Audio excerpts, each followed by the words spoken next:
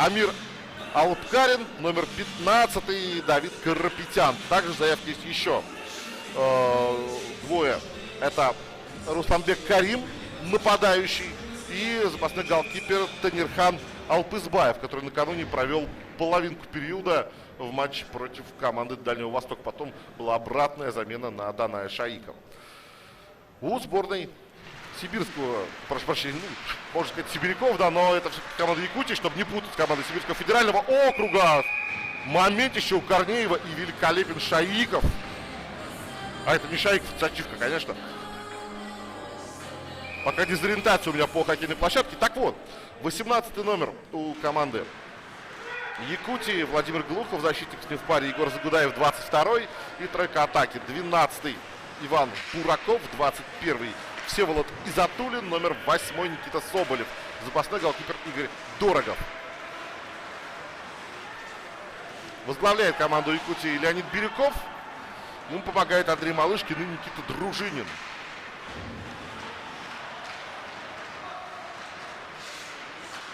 Сегодня так Казахстан поувереннее в работе с шайбой в чужой зоне смотрится, не находишь? Ну, Казахстан вообще полностью переигрывает сборную Якутии в первые 7 минут матча. То есть можем по броскам даже посмотреть, что 12-2 в пользу Казахстана.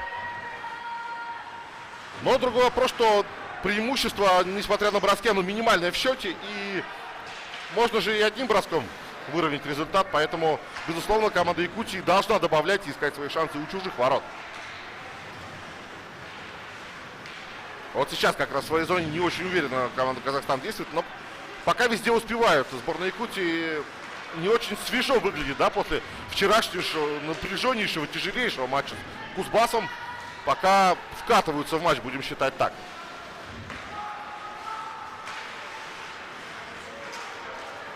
Посмотрим вот про то, что мы и говорили, что Казахстан на контратаках вылазит очень часто. Да, и сейчас снова действительно вылазка получилась снова с броском. Но с ачивкой надежен. Соболев должен быть на шайбе первым. Но борьбу он проигрывает за своими воротами. В подборе команды Казахстана Данил Дронов. Дронов с острого угла бросает. И снова вратарь сборной Якутии на месте и в порядке. Смотрим за действиями Дронова. Он проехал за воротами, выкатился с острого угла. Бросил, но голкипер отлично переместился. Восемь минут тем временем уже сыграли.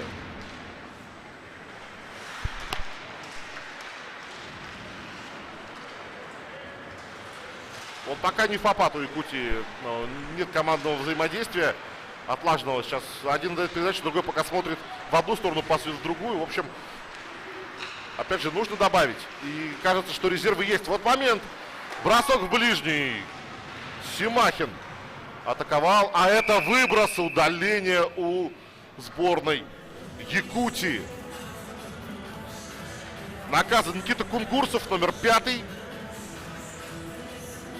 Хотел сыграть по борту, но вот выше заградительного стекла шайба улетела, попав в сетку.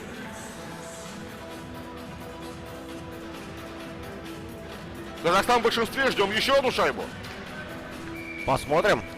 Сделали выводы казахстанские ребята. То есть после вчерашнего матча мы видим, что у них спецбригада очень хорошо работает. Вчера они реализовали 50% большинства. Поэтому посмотрим на сегодня. Сегодня пока 100% реализуют. Да, Макыш у левого борта, ближнего к нам борта. Сейчас есть возможность выбросить, но опять не хватает. Макыш, классный пас, момент, гол! Фантастика, что творит сборная Казахстана, капитан команды. Айтуар Нуржанов делает счет 2-0. Сколько? 24 секунды и готово. Про что мы и говорили, что спецбригада очень хорошо работает у Казахстана. 100% реализация в сегодняшнем матче. Наказывают они сборную Якутии за удаление. Нужно сборной Якутии аккуратно играть, не нарушать правила.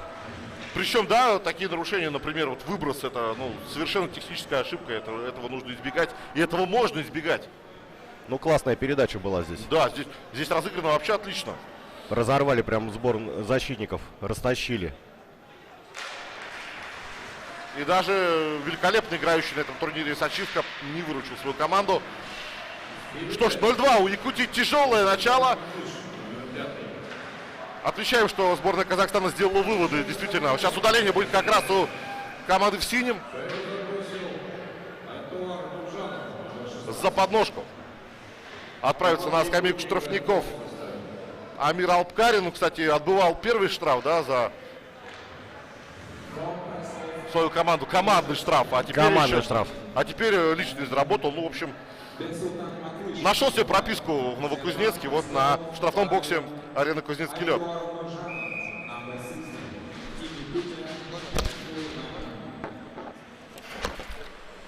Посмотрим, сделали выводы игроки Якутии после большинства. Вот сейчас, да, есть возможность. И опять перехват, смотрите, что получается. И опять 2 в 1. На помощь бежит ему Беккереев.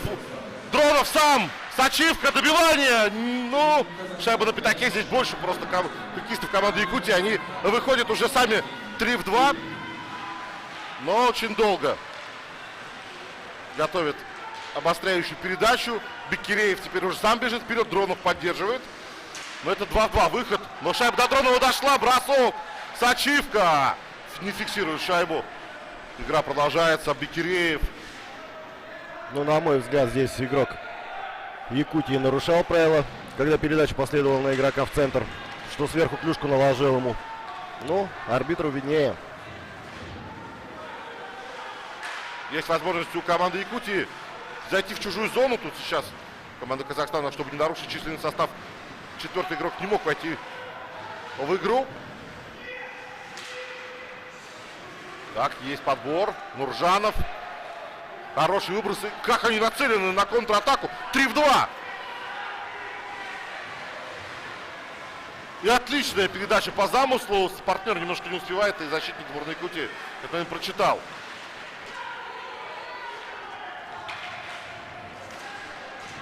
Ну, видим мы, что сборная Казахстана полностью доминирует в сегодняшнем матче. Несмотря на то, что играет в меньшинстве. Еще момент. Опять на замахе.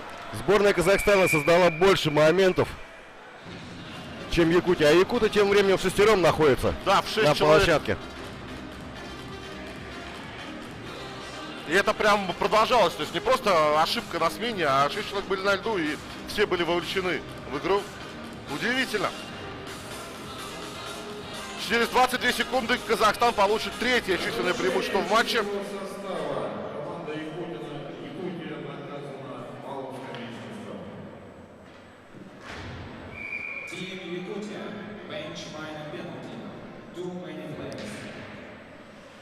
Костенко отбывает, да, команда наказание. 19 номер, по-моему, у команды Якутии.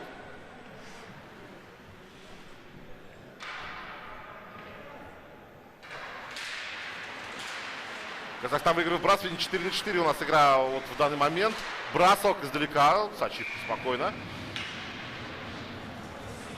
Ну что ж, через 14 секунд сборная Казахстана получит численное преимущество. И это, возможно, такой момент истины в матче. Если в третий раз удастся реализовать Казахстану большинство, то я думаю, что якутянам будет крайне сложно в эту встречу вернуться, учитывая, какая уверенность. Но при этом может же еще и в формате 4-4 что-то опасное создать. Вот сейчас пытается организовать атаку команды Казахстана. Не получилось.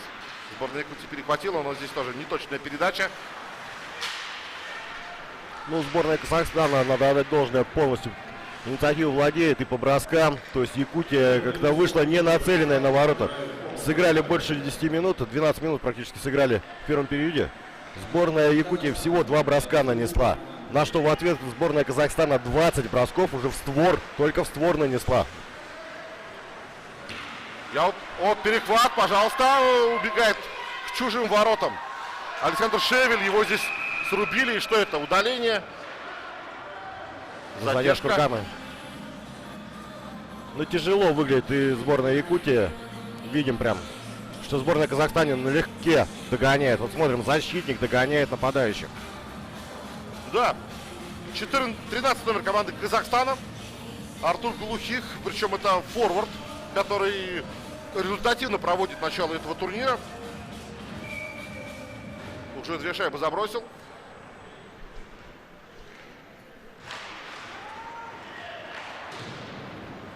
Выброс. И здесь, да, избежали проброса. Тоже на рывке удалось.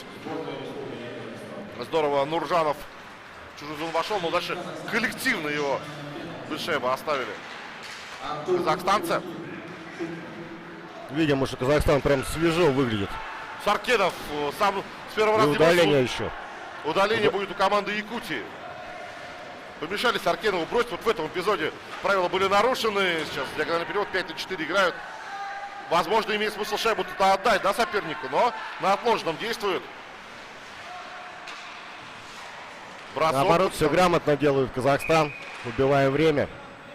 Потому что якуты будут через 20 секунд уже должны были играть в пятером. Но так как у них удаление, поэтому все грамотно делает Казахстан. Чтобы потом подольше поиграть 5-4 в формате. Бураков наказан.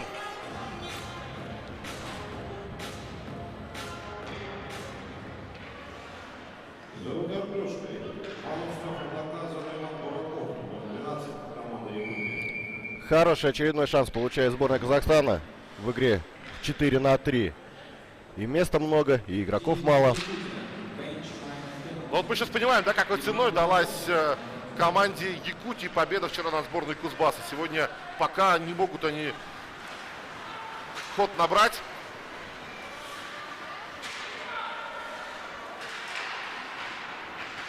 Пока в движении полностью переигрывает команда Казахстана. Бросок, Сачивка. Отбил. Макыш. Макыш на синюю линию. Оттуда можно бросить. Власов это делает, но не сказать, что это было опасно. Это не Власов, это Санжар Ибрагим. Мы, кстати, вчера видели бросок Ибрагима. Он довольно приличный, если в одно касание. Ох, отличный момент. Еще и пас последний был, да? Наброс, и Шаиков шайбу фиксирует. Что-то у команды Якутии в формате 4-4 сейчас наклевывалось. И действительно момент-то был голевой. Ну, подставляя клюшку под наброс партнера, да, и Лахмов вот этот наброс сделал.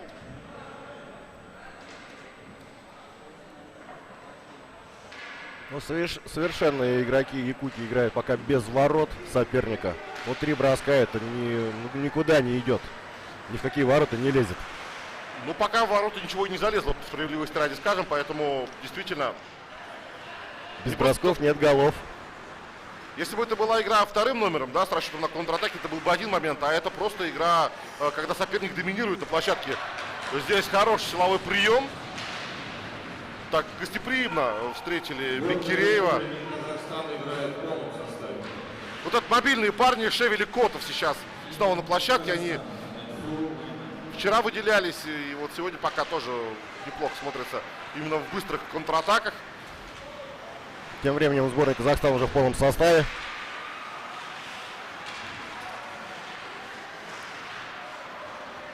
Бросок издали. Гол! Вы посмотрите, как реализуют игроки Казахстана большинство свое.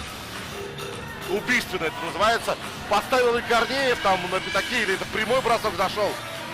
Сейчас они выясняют как раз. Вратарь апеллирует арбитру. На Да. что там? Сейчас посмотрим, где был Корнеев. Ну, тут не к чему апеллировать. Вне вратарской контакта не было, поэтому шайба, безусловно, будет засчитана. Ну, а мы сейчас послушаем, кто будет записан в качестве автора гола. Не ожидали, если честно, мы такого начала матча. Надеялись, что борьба будет очень хорошая, равная, но Казахстан просто по всем статьям превосходит Якутию. Да, согласен, вот именно такой разрыв, такая разница, это неожиданно, потому что Казахстан с Якутией сыграют интересный матч, у меня сомнений не было, и что... Вот сейчас послушаем, кто. Нуржанов 2 очко сегодня. Нурбекшвили. Да. Нуржанов и Дурглишвили в ассистентах, а шайба на счету Корнеева он все-таки подставил на пятачке. И это как раз вот выясняли арбитры. Корнеев сказал, что да, шайба его коснулась, а значит, это его гол и 3-0. Но 3-0 это не 5-0, как накануне Казахстан уступал. Это счет, с которым жить можно. Главное сейчас найти у Якутии за счет чего добавить. Пока всю борьбу проигрывают абсолютно. Еще удаление Еще будет. удаление. Ну, просто Нечухрин сейчас вставил клюшку в ноги сопернику. За подножку он наказан. Но вопрос-то не в этом. Вопрос в том, что постоянно это происходит. На каком уровне превосходства Казахстана, это не передать словами пока. Заставляют просто нарушать все правила. Других способов остановить соперника сборная Якутии не имеет, а большинство реализуется практически убийственно. Ну и команде сборной Кузбасса нужно тоже за этим матчем внимательно следить, потому что следующий и решающий соперник — это команда Казахстана. Как раз таки эта игра станет финальной в группе и определит второго участника полуфинала. Первый с высочайшей вероятностью команда Дальневосточного федерального округа. Ну, увидели мы тренерский штаб команды Кузбасса здесь, на трибунах, смотрят игру, анализируют, разбирают соперников. Но пока разбор-то в чем, да? Большинство. Большинство. Явно надо Кузбассу еще быть готовым функционально, потому что Казахстан много двигается, очень много перемещаются без шайбы хоккеисты. Вчера Якутия Кузбассу в движении не уступала, а сегодня по всем статьям уступает Казахстану. Вот и вопрос. Момент еще один, и Сачивка сейчас, сам того не ведая, шайбу отразил щитком, она опустилась ему вниз, бросок, и Сачивка. Момент за моментом возникают, и при этом еще даже половина большинства не прошла. Ровно 4 минуты до первого перерыва. Вот еще раз смотрим момент с броском. Здесь здорово реагирует.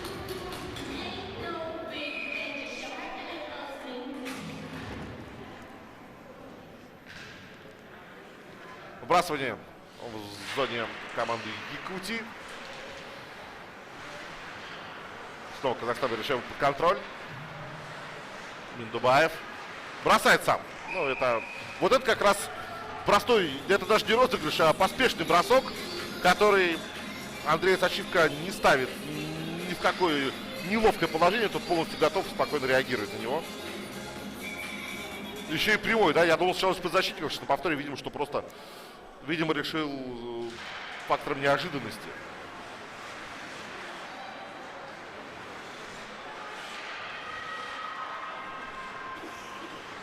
Котов попытался вывести шайбу из зоны. Не получилось. Миндубаев. Пас в глубину. Там Бакыт. Опять Миндубаев. На синюю линию поднимает Никита Ломака. Бросать будет. И подставлял на пятаке Алихан Бакыт. Но шайба прошла мимо. Миндубаев. Снова Ломака. И снова бросок. И вот сейчас уже рядом со штангой шайба проходит Симахин на синюю линию. Миндубаев. Здорово Котова сейчас на паузе отпустил от себя. Миндубаев снова расстановку ставит Казахстан. Еще один бросок с этой же позиции. Аналогичный. Сейчас не так просто была Сачивка, потому что перед ним был соперник. Миндубаев в полном составе отбились. Наконец отбились якутяне от чужого большинства. Бросок, и опять в игре вратарь якутской команды. Момент у Казахстана, бросок, и здесь блокирует его Шевель. Продолжается осада зоны якутской сборной, и вот эта осада заканчивается этим высоким набросом от Аты Дурглишвили, который забирает Андрей Сачивка.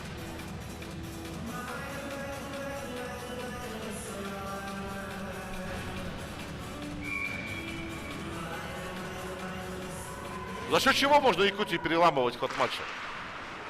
Во-первых, меньше нарушать правила в игре и двигаться в движении. Ну, проигрывают по всем статьям. И в движении видим мы что якутяне проигрывают. И в борьбе. И в борьбе полностью.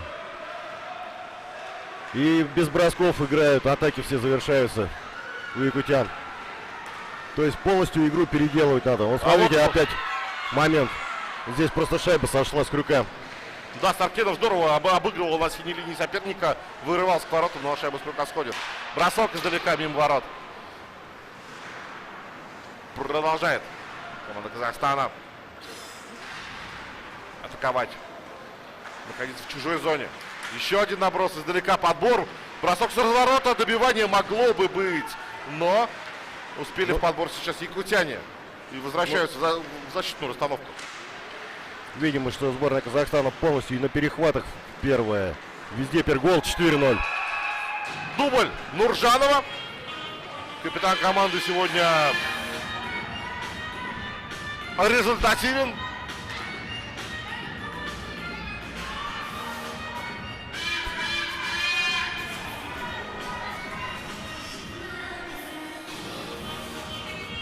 Если Казахстан по ходу турнира продолжит так прогрессировать, то к решающему матчу может подойти в очень хорошей форме. Но пока видим, что сегодня действительно команда Георгия Верещагина совершенно другая на старте матча, чем сутки назад в матче против Дальневосточного федерального округа. Интересно было бы посмотреть, если бы дальневосточники сегодня играли со сборной Казахстана. Мне кажется, тоже ситуация могла бы быть не такая, как вчера. Напомню, вчера 5-0 было не в пользу казахстанцев после первого периода. Но еще минута есть у Казахстана, чтобы повторить счет обратной вчерашней игры. Совершенно верно, да, время есть. И вот посмотрим на атаку ломовцев, наброс. Добивание здесь Шаиков, еще добивание. Ломовцев, Рябицев открывается под ответную передачу. Момент на пятаке и успевают заблокировать бросок, так что шайба Шаикова достается без особых проблем. Загидовлев, что говорит голкиперу сборной Казахстана и Авангарда 2007.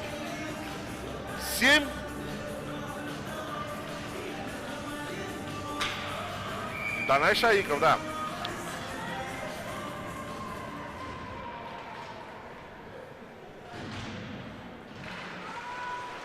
Вбрасывает в своей зоне. Казахстан с трудом, но выцарапывает передачу на пятачок и успевает накрывать. Раз, два человека успели подъехать к Котову, который шайбу только обрабатывал. Еще наброс. Мы видим, да, что Якутия к чести абсолютно точно не сдается. Это первое. Второе, что они начало что-то получаться в чужой зоне. И нужно, конечно, за такие возможности цепляться. Последние секунды периода. Ну, очень серьезный разговор будет, я чувствую, в раздевалке у сборной Якутии. У Леонида Бирюкова с подопечными, что так играть нельзя. Первый период 0-4. Бросок, и на этом мы заканчиваем стартовую 20-минутку. Казахстан обыгрывает Якутию 4-0.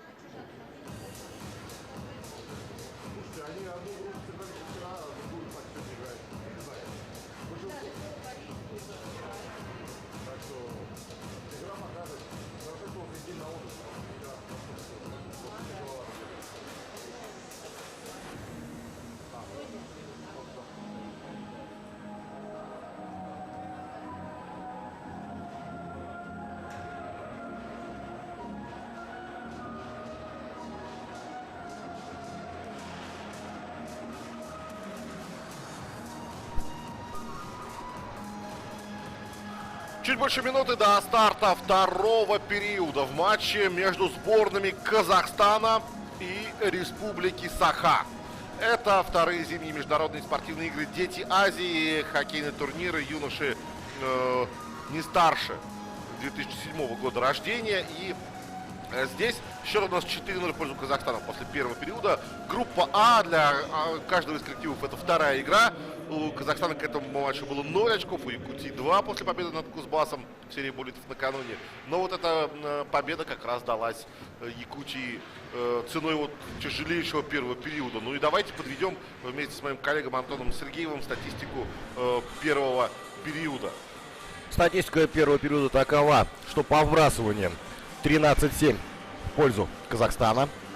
Ну а по броскам в 4 раза превзошли сборная Казахстана Якутию. 28-7. В створ бросков только. Ну вот это да? И по удалениям, да, что было 5 попыток у Казахстана сыграть в большинстве. Из них они 3 реализовали. И сборная Якутии имела 4 возможности, но, как видим, счет на табло. Я предполагаю, что вот последние минуты, когда Борис Загидуллин на вашем экране крупно, когда сборная Якутии наконец провела позиционную атаку, пару неплохих моментов создала, вот может быть нам стоит отталкиваться в плане результата еще и на этот отрезок, потому что все-таки голы в большинстве в основном забивает Казахстан. Но посмотрим, второй период сейчас там на многие вопросы даст ответы. Я вам скажу так, к нам тут впервые подходят родители хоккеистов, спортсменов, обсуждаем матчи предстоящие в том числе. Так вот, родители сборной Кузбасса интересуются, как вот команде Кузбасса решающий матч против с Казахстаном. Насколько высоки шансы кузбассовцев в первые 2 игры, уступивших в дополнительное время и овертайме, в матче с Казахстаном. Сложно же сказать заранее, да? Заранее сложно сказать. Во-первых, мы видели вчера игру сборную Казахстана, и многие представители хоккейной династии, так сказать, делали предпочтение сборной Якутии в сегодняшнем матче. Но матч показывает совершенно пока другой расклад. Абсолютно верно. Вот сейчас опять хороший момент у Казахстана. Саркенов здорово сместился, бросился неудобный, но Сачивка выручает. Безусловно, непредсказуемый совершенно вот, и готовность хоккеистов к отдельно взятому матчу, и психологическое состояние, и физическое состояние, и тактическая готовность в том числе. Все это очень важно. И в этом плане у Кузбасса есть дополнительный день отдыха в качестве для восстановления подготовки. Это преимущество, безусловно. Игра, напомню, состоится 28 февраля.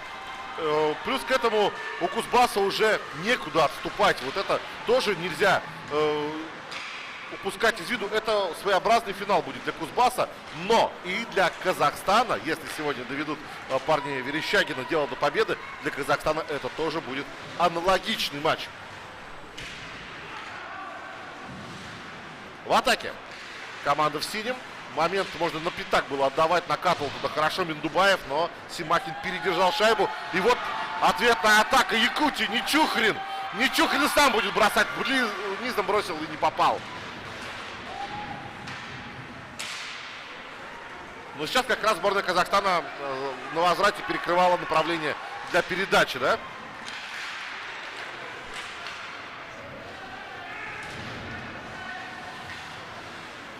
Будет ли у нас столько же удалений, интересно, вот во второй 20-минутке, потому что первая больше половины команды провели в неравных составах. Ну так, если брать по 2 минуты, да, каждый отрезок, так понятно, что Казахстан часто досрочно выпускал соперников.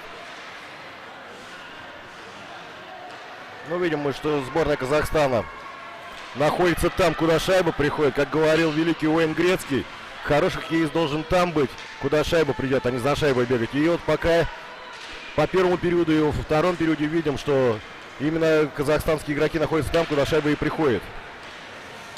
Да. Бросок в дальний. Шевель. Хороший пас на Котова. Котов. Бросок. Шайков отбивает. Подбор на пятаке. Но нет. Сходит шайба с крюка у хоккеиста сборной Якутии. Это был Леонид Лахман. Еще момент для броска. Шаиков накануне за первые 5 бросков трижды пропустивший, сегодня пока не позволяет себе вообще никаких оплошностей. Макыш Здорово, Лахман его встретил. Но выбросить не получается. Макыш перехватывает шайбу в чужой зоне. Ненадолго. Лахман бросает за входа в зону. Шаиков оставляет шайбу у себя. Хорошие 3 минуты в обе стороны команды провели. Но опять же, атаки Казахстана в этом отрезке были острее, на мой взгляд. Ну, хороший момент был у Якутии, когда выход 2 в 1 был. То есть попадись... Чухрина, да. Да. Рябицев может себе выиграть вбрасывание на ход и бросить в дальний. Он вчера это делал пару раз и один раз даже забил, но не позволяет ему соперник сейчас этого сделать. Шайба уже улетает на дальний борт. Бросок с острого угла. Рябицев на подборе. Держит шайбу, снова бросает сам. Ну, видим мы совершенно другую игру в исполнении Якутии по сравнению с первым периодом. Здесь полностью перехватывают пока инициативу. И бросать начали в створ почаще. И вообще бросать начали не только в створ. Как шайба попадет. Да, нацеленность на ворота очевидна. Но, видимо, посмотрели твою статистику за первый период и поняли, что нужно что-то менять. И вот пока пытаются это сделать. Другой вопрос, что и Казахстану сейчас нет смысла, да, тратить силы там на контроль в чужой зоне, на борьбу. Казахстан сейчас играет по счету, играет очень так эргономично и экономично. Ой-ой-ой. Великолепно, да, сейчас просто действовал в чужой зоне нападающий сборной Казахстана. Вот сейчас снова с шайбой. Данил Дронов был прекрасно, вот он опять с шайбой. Да, Дронов хороший контроль, короткая передача, но здесь борьбу выигрывает сборная Якутии. Да нет, сборная Казахстана, я думаю, продолжает. Надо играть в свой хоккей, который они играли в первом периоде. Потому что видели мы вчера, что дальневосточники со сборной Казахстана сделали задел в первом периоде. И потом уже пошли ошибки в обороне, к чему и привели 3 заброшенные шайбы в исполнении Казахстана. Шайба на пятачке, нужно ее на якутянам выводить куда-нибудь. Бросок низом успевает сложить щитки. Налет Сачивка. Шайба на синей линии. Там Ломовцев набросил. Бросок. Рикошет. Добивание. Ох, сейчас просто максимально близок был к хит-трику Айтуар Нуржанов. Рябицев не удается обыграть. Сразу шайба выходит из зоны. Корнеев. Пас, бросок с неудобной. И успевают сейчас не дать добить хоккеисты сборной Якутии. Ответная атака. Пошел вперед Бунаков. Но не очень далеко удалось зайти.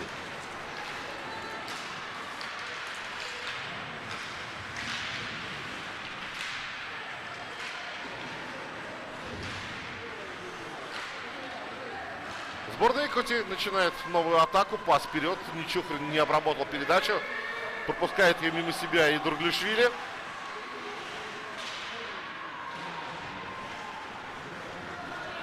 Казахстан Вот 2 в 1. Классная передача, подкидочка, бросок. Здорово разыграно. И Глухих не переиграл Сачивка в этом эпизоде.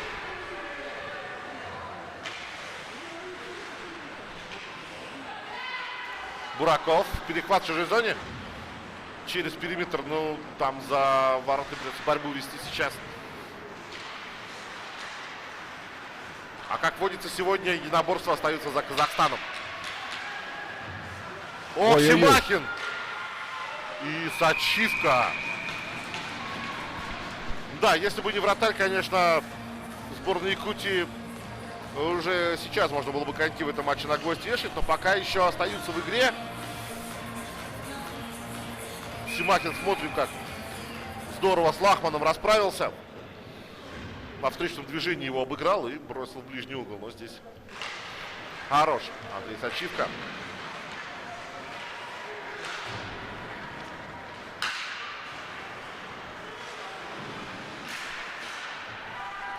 И вот уже у сборной Якутии подход к чужой зоне. Малышкин в ближний бросает. Но хотел под перекладину, попал в итоге в стекло за воротами. Мимо.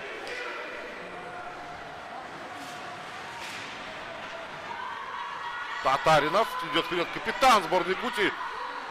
Бросил так от души, но сильно издалека. И Данай Шаиков шайбу захватил в плен временно.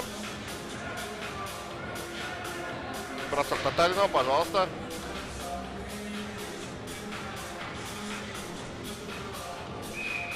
Пока сборная Якутии довольствуется такими простыми эпизодами, да, нет каких-то розыгрышей, но постепенно пытаются найти свой комбинационный хоккей. И самое главное, чувствуется, что есть еще желание в этой встрече побороться с соперником. Малышкин вбрасывает в чужую зону. Шайка партнеру подрабатывает. Лукашев дал Лахмана, и опять бросок, но легкая добыча для голкипера сборной Казахстана.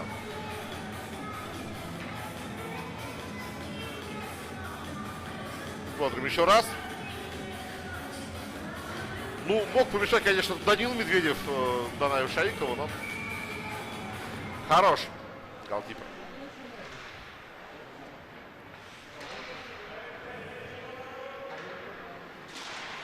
Рябицев выиграл вбрасывание у Нуржанова. Дальше борьба за шайбу. Вот сейчас. И сейчас снова выход 1 на 1. Смотрим, что получится у Саркенова. Гол получится у Саркенова. Алишер Саркенов. 5-0.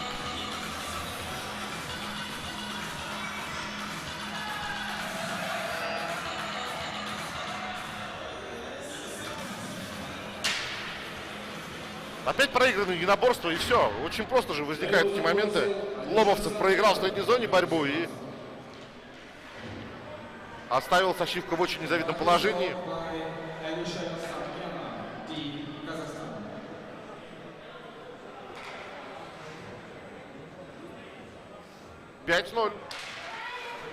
Вот о чем мы говорили второй период, да, это Якутия добавила, или Казахстан все-таки немножко сбавил обороты, позволяя сопернику больше играть в своей зоне и уповая уже на быстрые контратаки, которые неплохо получаются. Нет, Якутия добавила. На мой взгляд, потому что и по броскам они начали шевелиться, уже бросать в створ ворот и перехватывать инициативу где-то. Но полностью пока не получается игра у лидеров Якутии. Нету сейчас вожака, который взял бы роль лидера команды и повел команду за собой. Да, накануне так довольно цельно смотрелась команда Якутии. Момент еще один бросок, ну, не получился акцентированным в этом эпизоде у Бакыта, чтобы вышла из зоны Якутии и уже в своей Никита Сидоренко сохраняет шайбу у себя. Пас через борт. И у Ничук отбор не получился здесь. Столкновение. До Шаикова шайба даже не дошла в итоге. Опять Казахстан, смотрите, как катит хорошо. Бросок, гол. Быстрый бросок и Амирал Абкарин делает счет 6-0. Я напомню, что Игорь Дорогов находится в запасе у сборной Якутии, пока Андрей Сачивка ворот не покидает. И, наверное, это первый, да, момент, когда ну какие-то претензии можно предъявить вратарю, хотя он был, перемещался и при этом бросок получился очень быстрым из-под защитника. Тем не менее, пока вот Сачивка очень хорошо смотрелся по всему турниру, по двум матчам уже. И счет 6-0 это точно не проблема вот этого молодого человека. Еще раз смотрим повтор из-за ворот.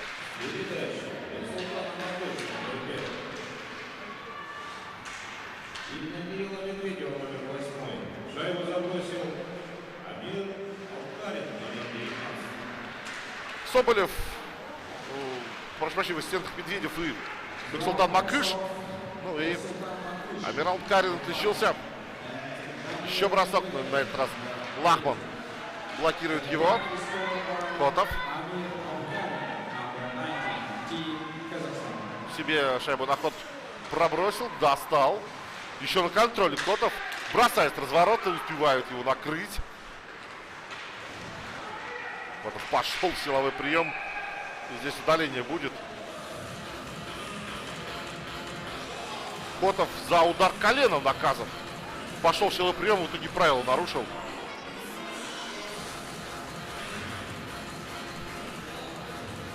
И это то, что стало грозой Якутии в первом периоде. Большинство сборной Казахстана еще одно.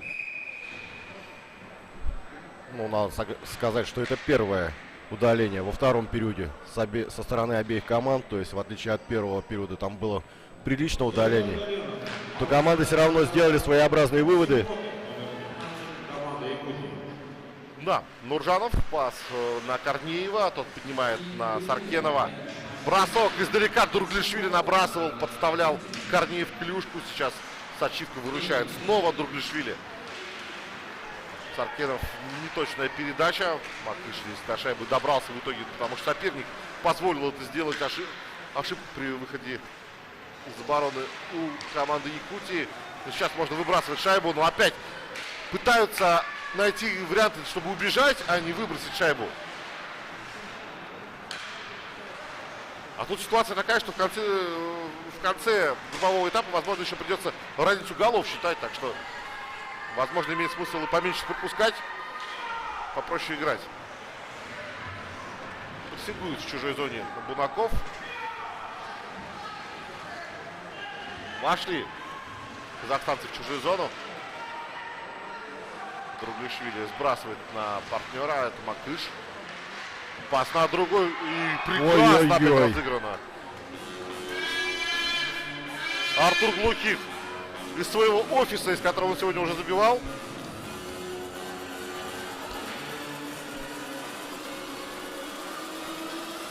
Про что мы и говорили, у Казахстана спецбригады большинство очень хорошо действует на этом турнире. И разнообразно, да? Вот не просто один и тот же розыгрыш и наигрыш, а постоянно что-то новое. Ну, здесь классная передача прям. Да, это Макыш ее делает. Второй подряд голевой пас. Ну и кого охранял в этом моменте? Ломовцев. Ломовцев, да. Еще момент. Гол 8-0. Глухих опять забивает. Вот замена вратаря сборной Якутии.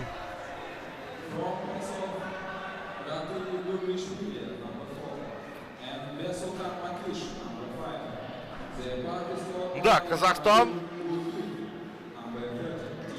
в полном порядке. Сачивка, видимо, расстроен. Мы вместе переживаем с Андреем, потому что он свою работу сегодня делал очень неплохо, но 8 голов за полматча — это, как ни крути, это серьезный удар и по психологии, и по уверенности. И еще один провал в обороне. Макыш, бросок в дальний, Сачивка выручил. Пока, да, не поменялся он на Дорогова. Дорогов разминается в это время.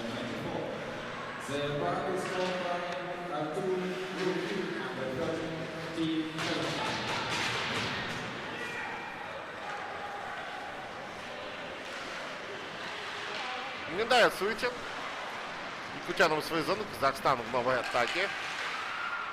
Совсем уж по-простому решил действовать, не прошло.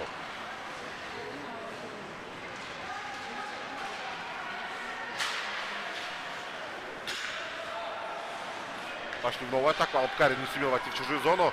Перехват. Татаринов. Шайба сошла с крюка. Ну, удаление. Да, и нарушение правил тут же допускает Михаил Татаринов. Максим Татаринов, прошу прощения. Еще одно большинство. Капитан сборной Якутии отправляется на скамейку штрафников. После вчерашней эмоциональной победы сегодня тяжелейший матч. Меняется вратарь у сборной Казахстана. Появляется Танирхан Алпызбаев.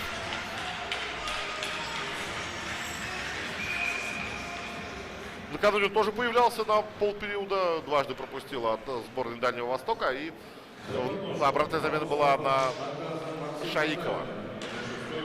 Но сейчас результат позволяет дать поиграть всем, кто есть. Бунаков пытается здорово сейчас достать Дурглишвили. Тот тоже не дается. И все-таки забирает у него шайбу. Здорово приехал на помощь. Партнер это Рябицев был. Сейчас Казахстан уже по чистому льду проходит среднюю зону. Корнеев. Неудачная передача. И вот спокойно Бунаков шайбу из зоны выбрасывает.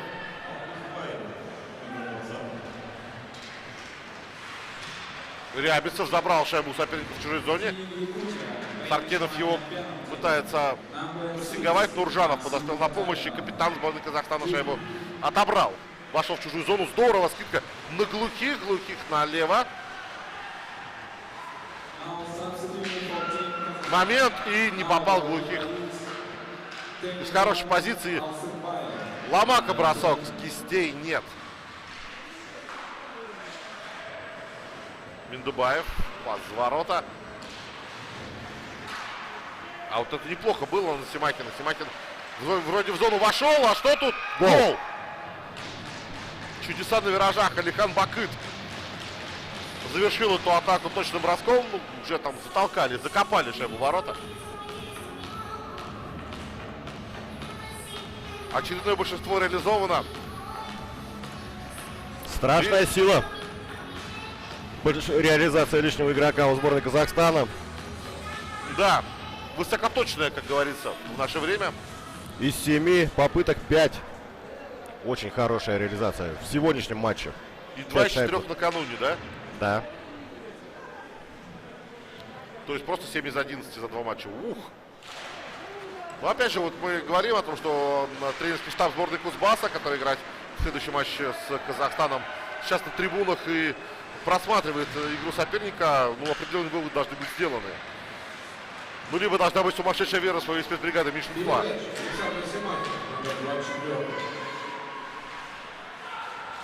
И причем, все комбинации разные в большинстве.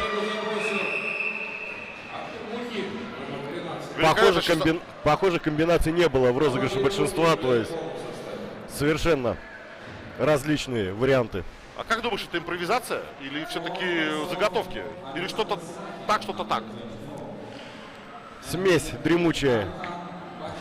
Какие-то были заготовки и импровизация прям. Про что я говорил, что казахстанские игроки находятся там, куда шайба придет. Поэтому у них все и получается. И счет 9-0 уже в середине второго периода, за 5 минут до его завершения. Дорогов вроде готовился выйти, но что-то замена отменилась. Берегут молодого голкипера. Леонид Бирюков и его помощники.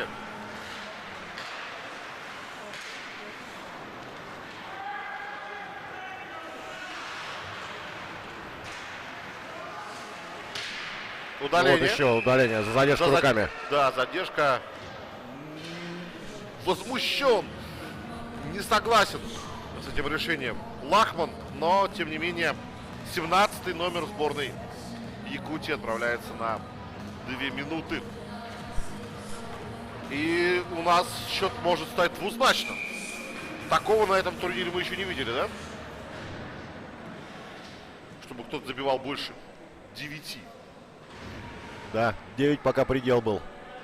Накануне Уральский федеральный округ обыграл Сибирский федеральный округ со счетом 9-1. Это крупнейший результат.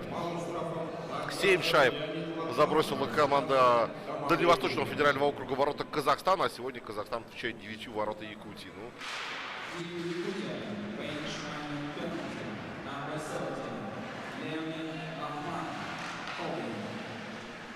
так, смотрю, сейчас третья спецбригада, ну, условно, есть возможность убежать чужим воротам. Бунаков его настигает. Алпкарин нужно обыгрывать, бросать. Нет, ну, в итоге Алпкарин не просто подстраховал. Ну, опять же, голевой момент. Рябицев не замкнул передачу от Бунакова.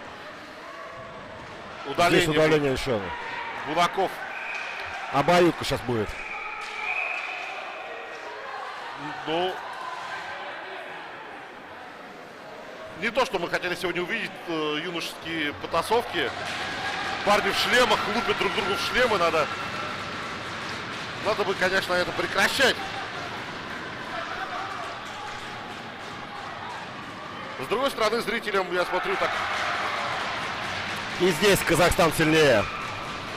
Слушай, я не знаю, кстати, вроде Бунаков-то в ударке неплохо смотрелся, а дальше уже перевод в партер вот, его соперника, Гер Калилхан. Что Бунаков сумел добиться этим? Тем, что соперника тоже удалили в итоге. Потому что так до конца матча. Все равно получит сейчас 2 минуты. Сейчас арбитр обсудит, тут возможно Бунаков. какой-то... Бунаков все равно получит 2 минуты за толчок соперника клюшкой. Ну и за драку обоюдную. Так что все равно будет преимущество в 2 игроков у сборной Казахстана. Ну, сейчас есть еще такая опция, как зачинщик драки. Вот ее можно как раз-таки Калилхану отправить. Но, опять же, сейчас арбитры примут решение, мы все узнаем. Да, я тоже предполагаю, что у Казахстана будет преимущество в 2 игрока численные, и тогда сборной Якутии будет тяжело вот не пропустить 10-й. Давайте посмотрим повтор момента драки сначала. И поэтому мы сами можем уже разобраться еще раз. Да, если есть момент повтора начала потасовки, то мы бы с удовольствием на это взглянули.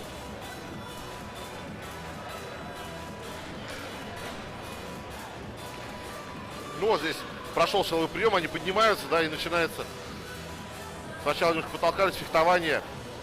А сейчас мы вернемся туда и уже, да. Действительно, Калилхан был недоволен, хотя арбитры уже зафиксировали все нарушения.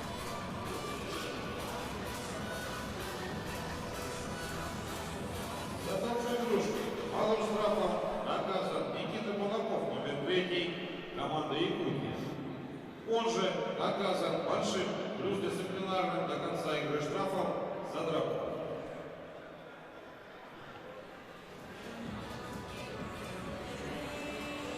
Так, по Бунакову понятно, он наказан малым штрафом за толчок клюшки, плюс, да, большим до конца матча за драку. Что Калилхан? Зачинщик драки. Малым штрафом. Зачинщик драки. Большим плюс дисциплинарным до конца игры штрафом. Наказан Алгиер Калилхан, номер 22, сборная Республики Казахстан. Второй еще не знаю.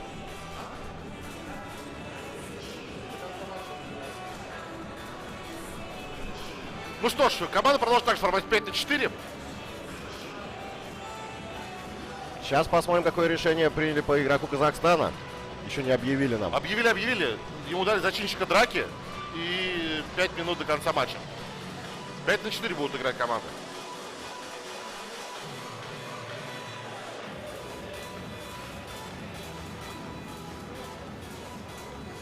Выбрасывание будет в средней зоне. Ну, смотрим еще раз потасовку. Ну, я когда комментирую матчи молодежных хоккейной лиги, мне там тяжело смотреть эти потасовки, потому что парни реально иногда перебарщивают вот в этой агрессии, но на еще более юном возрасте. На месте лайсманов, конечно, нужно такое предотвращать. А вот приходите в взрослый хоккей, там, пожалуйста, краги скидывайте и понеслась. Это тут, как говорится, добро пожаловать. Момент. Бросок, добивание. Нет, удается сейчас в последний момент шайбу с крюка из сборной Казахстана убрать. Еще минута практически на розыгрыш большинства. У Казахстана, ну, это опять была передача. Неужели Нуржанов сейчас на партнера пас адресовал? Начинает капитан казахстанской сборной.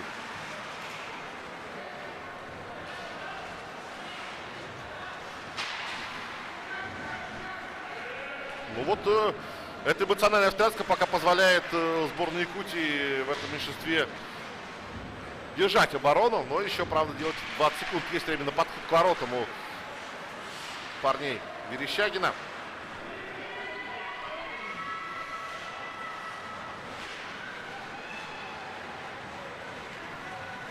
Вошли в зону. Молодые люди в синем. Меньше 3 минут до перерыва. Последние секунды. Большинство не реализовано. Играет в полном составе.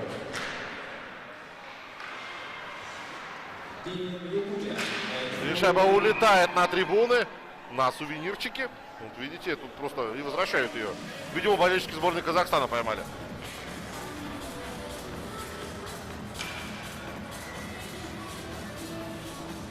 Еще раз смотрим момент. Здорово здесь Казахстан разыгрывал до последнего. Шайба могла оказаться в воротах, но на финальный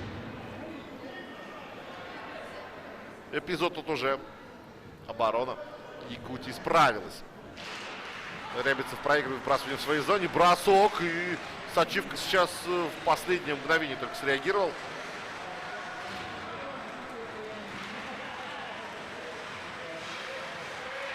Еще бросок из-под защитника на этот раз выцеливал Алихан Бакыт. Статистика по броскам, я думаю, опять будет впечатляющей по итогу периода. И на этот раз уже обе команды неплохо постарались, но Казахстан все-таки явно больше их нанес.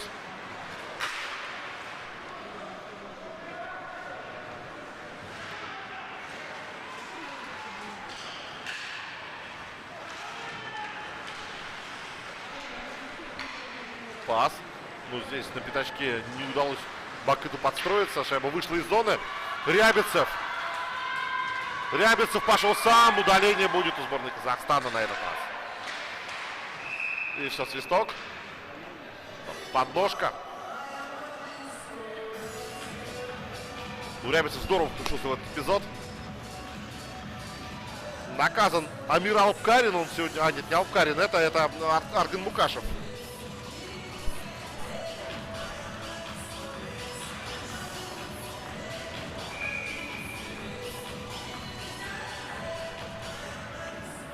Минута 39 до перерыва. В принципе, достаточно времени, чтобы не откладывать дело в долгий ящик и не оставлять большинство на третий период. За подножку.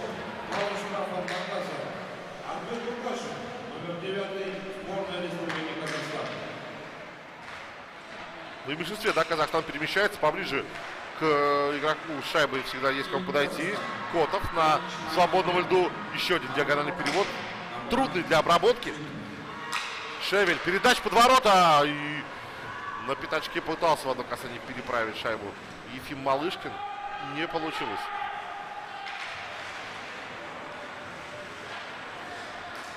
Малышкин оставляет Котову.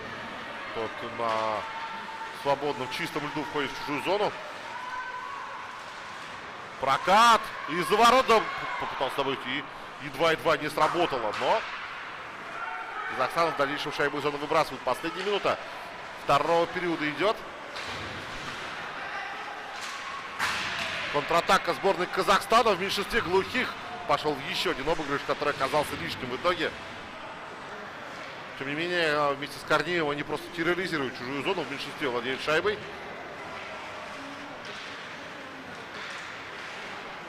Забрали. Не без труда, но вернули себе владение якутяне.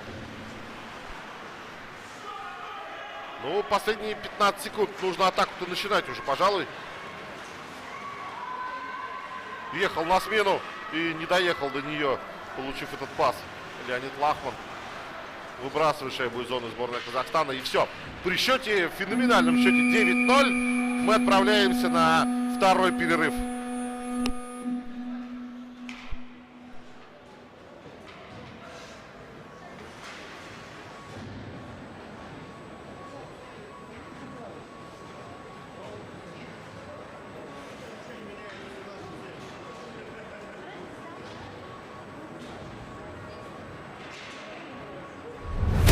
Впервые в истории спортивные игры «Дети Азии» пройдут сразу в 4 городах. Встречает нас столица Кузбасса, город Кемерово. Спортом сегодня занимается каждый второй житель города. Южная столица Кузбасса. Город трудовой доблести Новокузнецк. Один из крупнейших металлургических центров России. На месте слияния двух рек Усы и Томи расположился Междуреченск. Горная Шория. За удивительную красоту природы ее называют Сибирской Швейцарией. Вторые зимние международные спортивные игры «Дети Азии» зажгут новые, яркие спортивные звезды. От дружбы в спорте к миру на земле. Дети Азии. Начало побед.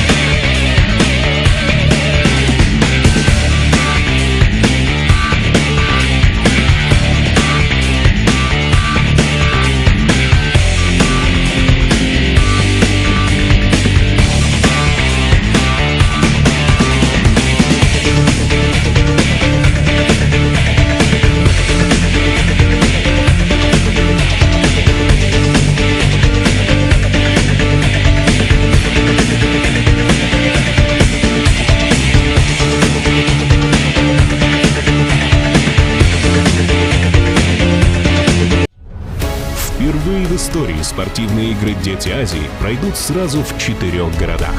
Встречает нас столица Кузбасса, город Кемерово. Спортом сегодня занимается каждый второй житель города. Южная столица Кузбасса. Город трудовой доблести Новокузнецк. Один из крупнейших металлургических центров России.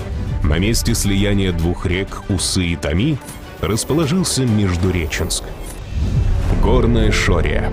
За удивительную красоту природы ее называют Сибирской Швейцарией. Вторые зимние международные спортивные игры «Дети Азии» зажгут новые, яркие спортивные звезды. От дружбы в спорте к миру на земле. «Дети Азии. Начало побед».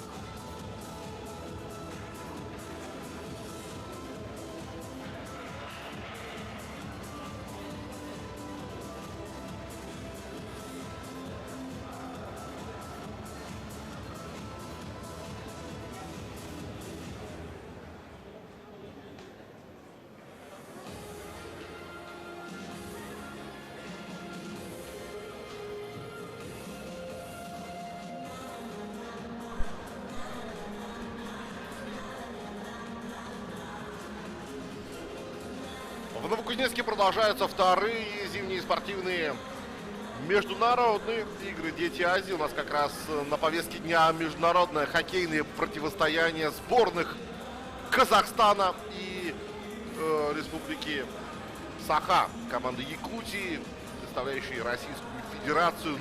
Но здесь, к сожалению, наверное, для нейтрального болельщика, но знаю, что за Казахстан тоже активно болеют в соцсетях. Так вот, к счастью для Казахстана, счет уже предопределил итог этого матча. 9-0 после 40 минут в пользу команды Казахстана. И здесь по всем статьям парни в синем переигрывают соперника с противоположной скамейки.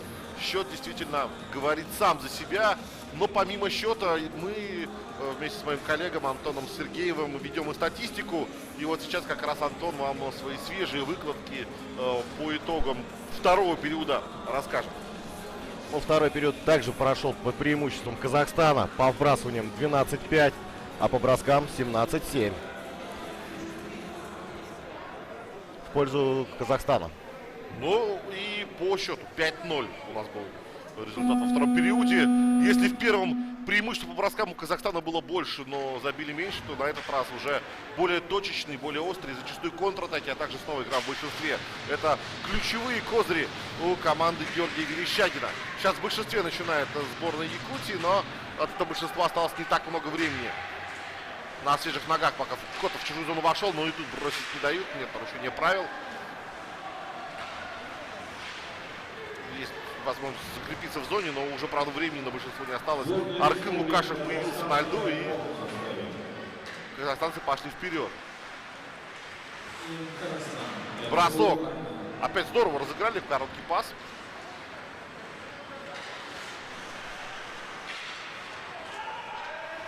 Не удалось войти сборной Якутии в чужую зону.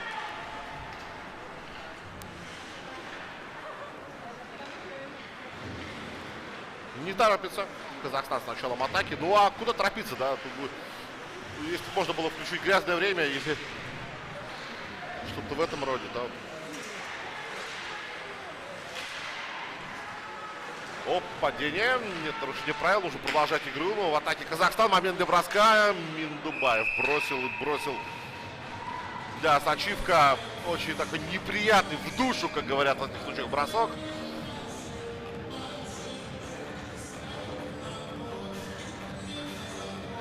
Да, Сачивка сейчас приводит себя в порядок. Воспитанник Новосибирской Сибири. Ну, сейчас в перерыве удалось мне пообщаться с Георгием Верещагиным, тренером Казахстана. И говорит, что после вчерашнего матча уже команду, можно сказать, хоронили, зачем поехали на турнир. Что будет после этой игры? Что будет после этой игры? Вручение кубка.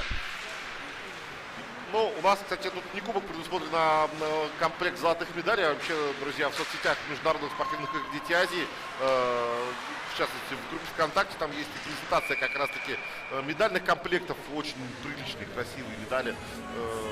Есть на что побороться, как говорится, для спортсменов. И вот не кубок, да, именно вот такие награды, индивидуальные, каждому на шею. Так что соревнования носят международный статус. И поэтому они очень престижные. Также с Георгием пообщались, Верещагиным. Он сказал, что во вчерашнем матче все шайбы зашли в их ворота, а сегодня, наоборот, фортуна полностью на стороне сборной Казахстана. Что все практически заходит в створ ворот. Ну, а он не сказал, что скелли-то они в итоге. Что так побежали сегодня. Нет, пообщались мы насчет розыгрыша, говорит, наигрывали совершенно другие комбинации, а сегодня у них просто импровизация идет. Вот мы об этом говорили, да, то есть это все-таки не те заготовки. Заготовки еще мы увидим, видимо, в матче с Кузбассом, который Казахстан остался на групповом этапе. У Якутии, даже несмотря на то, что сегодня очков в копилке не прибавится, на самом-то деле еще есть шанс побороться за выход из группы. Для этого нужно, правда, обыграть команду Дальневосточного федерального округа. Этот матч у нас, если не ошибаюсь, состоится уже завтра. Да, завтра все на кону будет у всех команд. Все будет зависеть только от самих ребят. И Казахстана, и Кузбасса, и Якутии. Только пока дальневосточники себе гарантировали выход из группы. Вот именно, что нет еще. В том-то и дело, что еще нет. 6 очков. Тут все-таки 6, да, 3? 6 очков у дальневосточников, 2 очка у Казахстана, у Кузбасса команды. И 2 очка пока у якутов.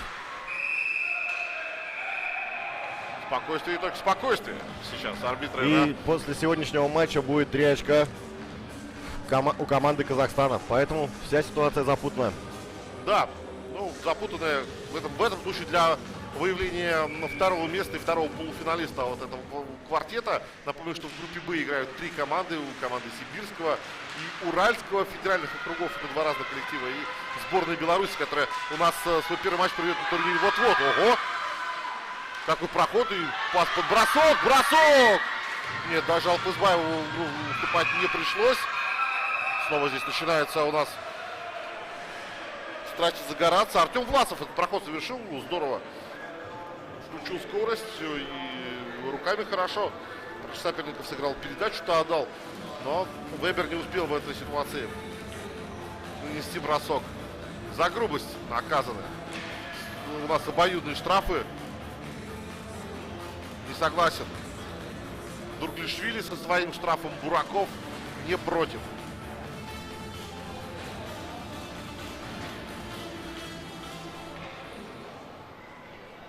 За 4 поиграют, но больше свободного льда, может быть, и голевых моментов станет еще больше, хотя сегодня их, прямо скажем, предостаточно.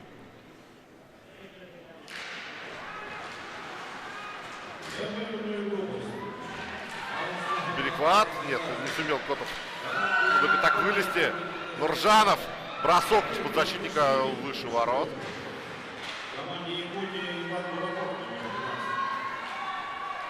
Снова Котов.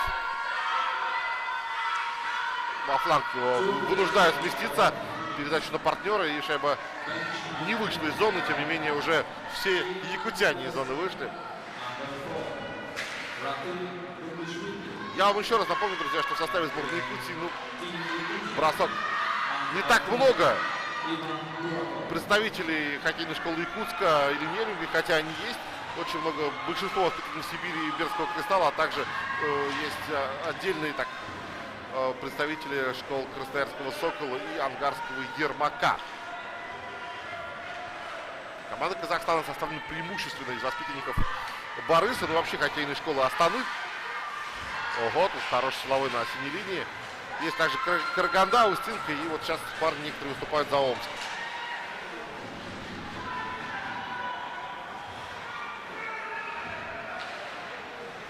Ачивка, пас налево. Вот это называется несогласованность, хотя потом тренера в раздевалке это еще жестче называют. 2 в 1 область, пожалуйста. Неудачная смена. И ловят игроки Казахстана на смене игроков. Пробили десяточку, называется. Это шайба Корнея Корнеева. Давайте посмотрим повтор, как защитники не вовремя Якутии поехали меняться. Да, смена совершенно не вовремя. Просто потеря в своей зоне, да, и в результате Корнеев получил великолепную возможность разобраться с ачивкой, что он, собственно, и Вот сделал. мы видим, 2 игрока поехали меняться. Там замена, да, а тут гол.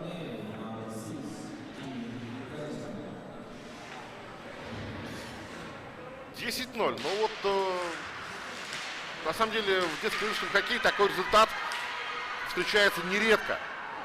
Но для меня такой результат сегодня это просто полнейшая неожиданность.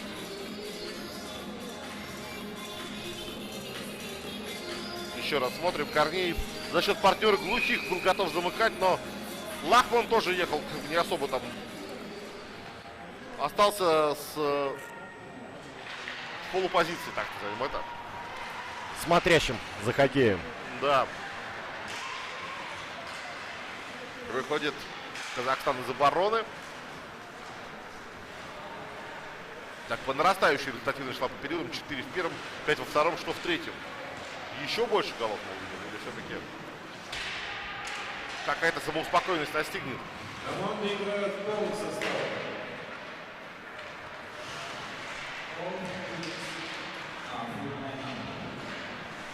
Также разговаривал с тренерами в перерыве, что пошли ребят настраивать, говорят, будем мы доигрывать матч до конца, не будем мы прижиматься, а будем играть в свой хоккей, то, что действовали 2 периода. Ну, оно видно, и опять же, есть время на восстановление, да, сейчас опять тут начинается потасовка. Удаление будет. И, по-моему, на этот раз удаление будут хоккеисты якутской команды. Не стал Симакин. С ним, нет, тоже будет отправлен, да? Да, обоюдное удаление. Но непонятно, для чего игрокам Казахстана отвечать вот на это. Счет на табло уже. Для чего это всё? Ломовцев у команды Якутии и По 4 Александр минуты Симакин. каждому.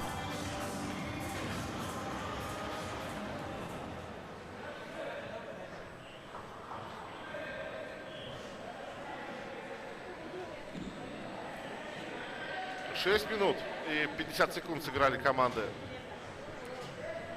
в третьем периоде.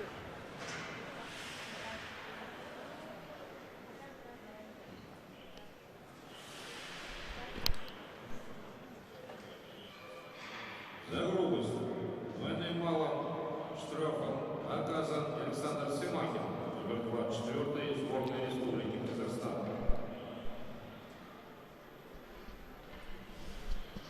Симакин получил двойной малый штраф за грубость. Ну, я так понимаю, оба, да? Грубость двойным малым Да. штрафом наказан Лев Ломовцев, номер 4 команда Якутии.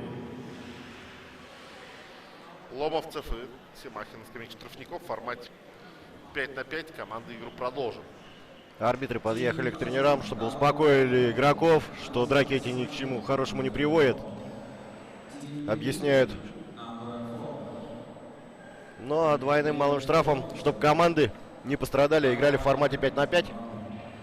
Да, ну действительно, я вот сейчас, если арбитры действительно вот так успокаивают и пытаются игру вернуть в хоккейное русло, полностью поддерживаю. Потасовки среди юношей, это не есть здорово. Так что бросок. Сразу Макыш в створ ворот шайбу направил после выигранного выбрасывания в чужой зоне.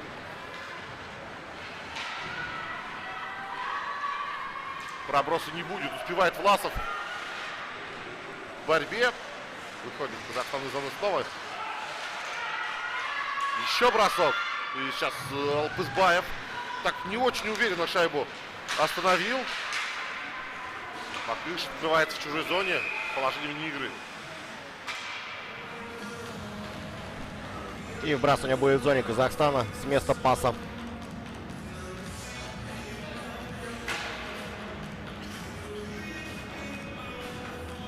Рановато залез вперед шайбу в чужую зону. Бексултан Макыш. Выбрасывание будет. Да, в зоне сборной Казахстана, но не удалось. Вроде как выиграли, да, на точке, но шайбу подобрать смогли. И сборная Казахстана. Еще одно удаление. Игра высоко поднятой клюшки. Останется в меньшинстве сборная Казахстана. Да, видели мы этот момент. Давид Крапетян наказан.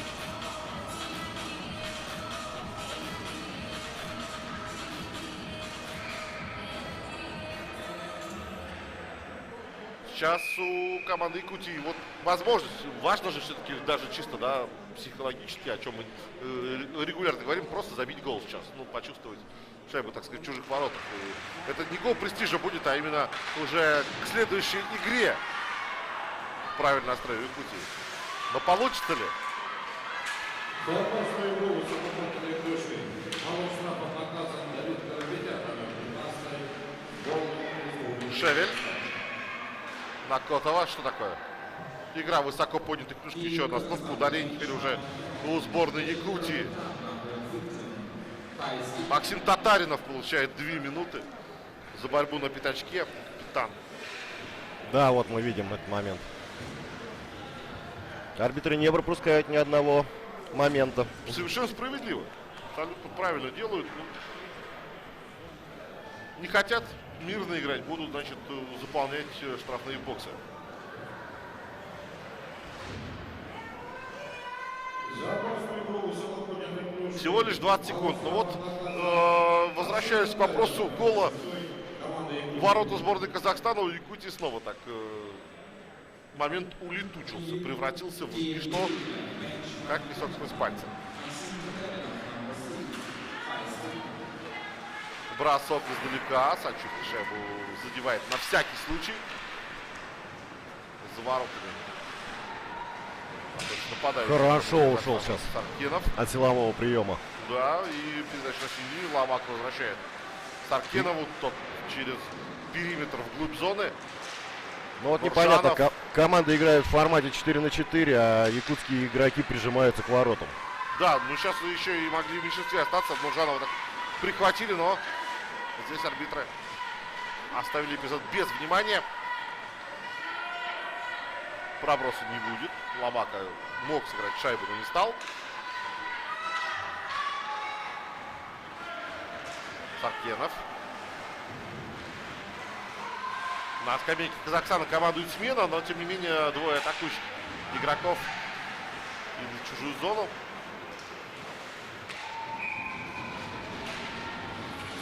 Сачивка вступает в игру.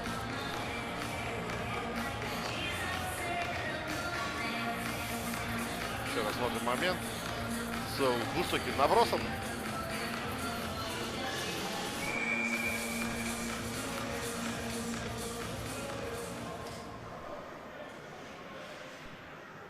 Ну, видим, мы все-таки тренера не смогли донести до Казахстана, чтобы играли в свой хоккей. Сбавили скорость. Игроки сборная Казахстана не так активно уже действуют. Слушай, ну это все равно себя не обманешь, да, когда счет там 9-0 был перед началом периода. У тебя, наверное, реально в голове надо забить 10-ю и все, и доиграть. Тут как ни настраивай, не говори, что там парни 0-0 играем, и представьте, что вы еще не выигрываете в этой встрече крупно. Удаление сейчас будет у сборной Казахстана. Вот это минус, да, что стали фалить, перестали именно чисто в шайбу играть. Попроще, так скажем, действовать стали. И вот это нарушение в итоге. Артур Глухих наказан, там уже нет места всем подряд. Еще 2 места остается, до 5 человек скамейки.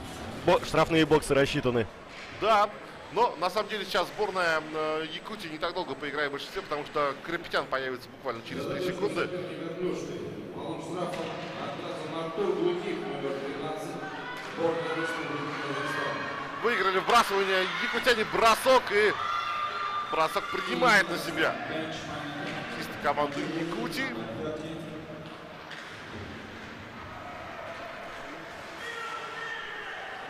Шевель оставляет шайбу назад. Сейчас Татаринов появится на площадке, и в большинстве снова будут якутяне. Появился капитан. Команда Якутии играет в полном составе.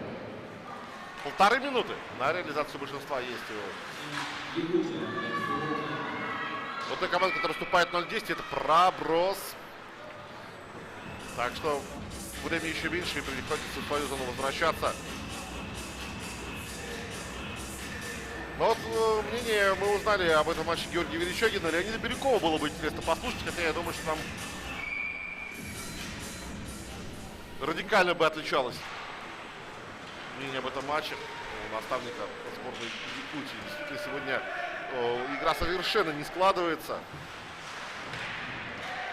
Здорово проводит Шевель, силовой прием, отбирает шайбу якутяне в чужой зоне. Но опять же всегда успевает подстраховку Казахстана в нужный момент. Попытка обыгрыша неплохая была у Бекиреева.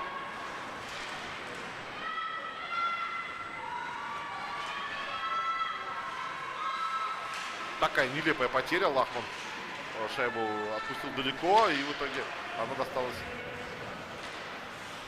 сопернику. И опять невнятные действия от сборной Якутии. Осталось только сейчас смену организовать в этот момент. И еще вот, пожалуйста, передача на пятачок, но Бекирееву здесь не подставить в борьбе с соперником. Шевель уходит от соперника, падает по собственной инициативе. Лахман бросает и лег под шайбу Дронов, принял ее на себя.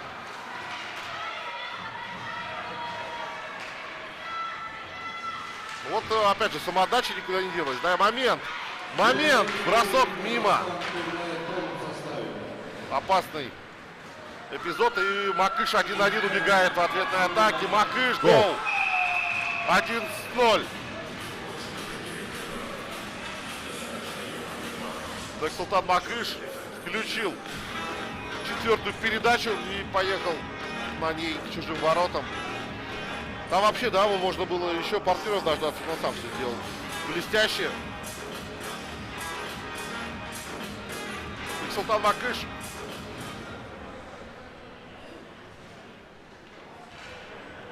Счет по всем параметрам неприличный, к сожалению, но сборная Якутии из этой игры даже не знаю, какие выводы нужно делать. В первую очередь, наверное, не Забыть пропускать этот 11. кошмарный сон. Да. Забыть как кошмарный сон эту игру. Наверное, это единственное верное решение, потому что, ну, разбирать этот матч это будет очень тяжело. Корнеев. Корнеев прошел и шайба Усачивка.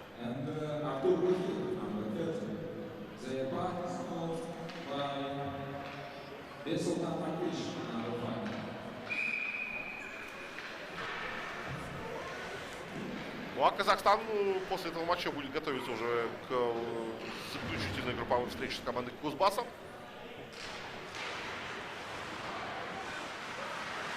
Бросок издали, подставление от Беккереева на Сневине.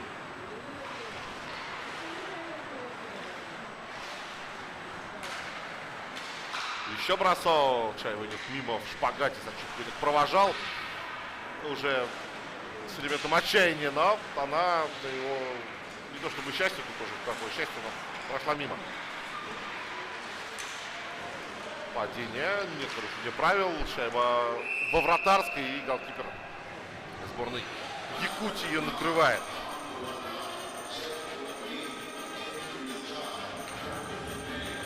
Еще раз смотрим, здесь Тутолока вовремя Сачивка увидел ее прямо перед собой и забрал.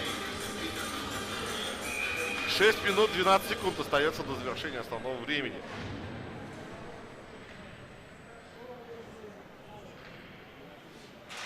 Второй матч игрового дня сегодня, я вам напомню, это игра сборных Беларуси и Сибирского федерального округа.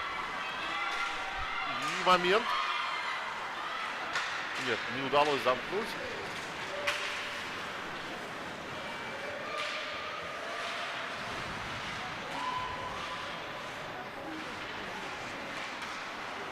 Осенний наброс на ворота. Еще момент и выручает Андрей Сачивка сборную Якутии от 12-го пропущенной шайбы.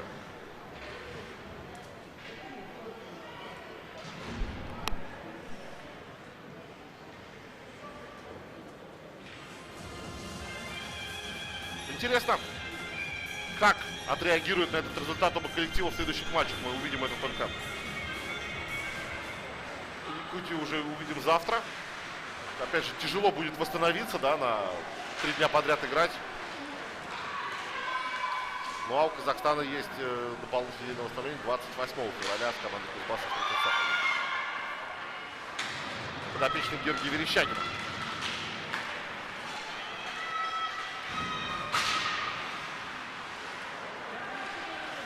Ну, будет очень интересно в те матчи смотреть, потому что психологически, как мы знаем всегда, что сейчас игроки Казахстана будут настраиваться на игроков Кузбасса с таким настройством, что якуты обыграли Кузбасс, а мы обыграли их. То есть будет интересный матч. В каком состоянии подойдут команды именно на заключительные игры. Сборная Кузбасса составлена преимущественно из игроков одной хоккейной школы, да, из хоккейной школы Металлург, город Новокузнецк. Но, тем не менее, там парни-то крайне неуступчивые. Так что, я думаю, что вот эту свой характер сибирский, новокузнецкий, они, конечно, проявят в решающем матче по максимуму. Потому что, ну, иначе зацепиться за результат будет, наверное, непросто. При прочих равных Казахстан на сегодняшний выглядит фаворитом. Но это хоккей, и все покажет только игра. Нечухрин. Передача, момент. Не получился решающий бросок в этом эпизоде у Бориса Загидулина.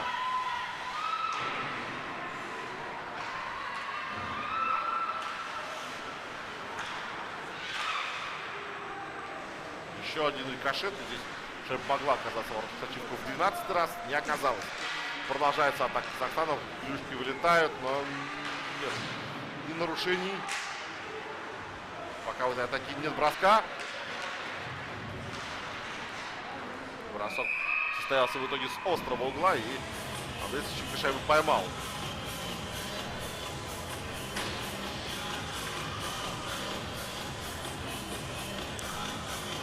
Да, вот так вот голкипер действительно подуставший у сборной Якутии.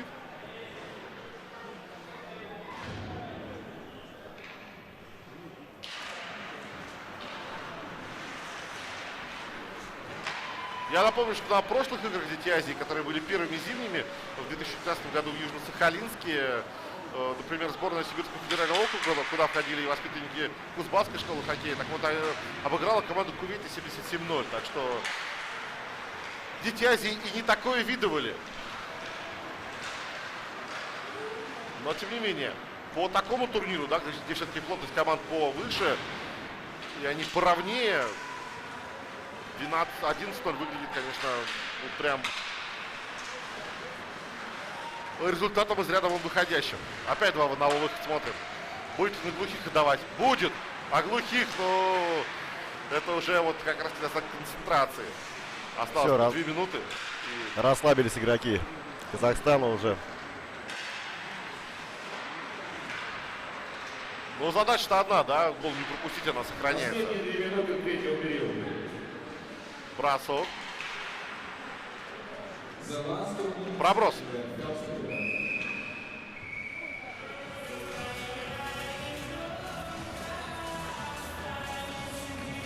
Четыре шайбы. В первом периоде 5 во втором и 2 в третьем.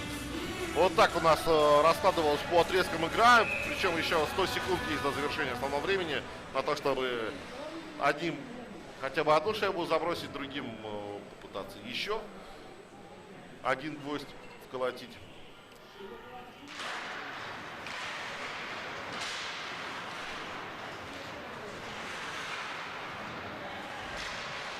Но пока Казахстан не выпускает из зоны Якутию.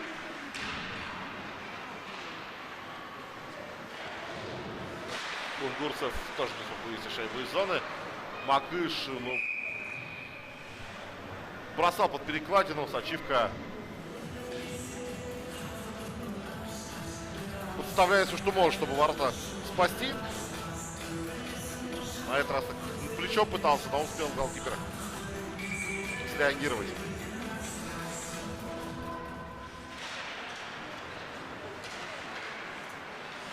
Я думаю, уже можно подводить итоги этого матча. Что мы увидели? Что мы увидели? Сачивка наелся, грубо говоря, хоккейным термином этого матча. 46 бросков за матч. Приличный результат в исполнении сборной Казахстана. 46 бросков нанесли игроки Казахстана.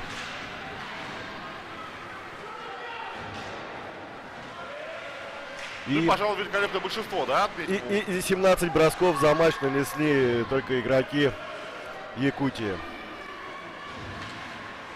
Да, подавляющее преимущество, которое отразилось на итоговом результате. Счет 11-0, у нас осталось меньше, чем полминуты. А Казахстан идет еще в одну атаку, можно и сейчас успеть, но сумели якутяне защищаться.